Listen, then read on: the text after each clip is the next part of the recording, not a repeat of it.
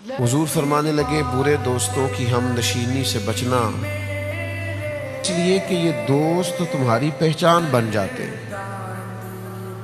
تم پہچانے جاتے ہو۔ وہ فلاں نہیں وہ جو فلاں کے ساتھ بیٹھتا ہے، وہ لڑکا نہیں وہ جو فلاں لڑکے کے ساتھ اٹھتا بیٹھتا گھومتا کھاتا پیتا ہے۔ یہ دوست پہچان بن جاتے ہیں، انسان اپنے ان دوستوں سے پہچانا جاتا ہے۔ میرے بھائیوں، سوچ سمجھ کر غور کر کے تھوڑا سا اچھے طریقے سے سمجھ بوجھ کر دوستیاں لگایا کریں۔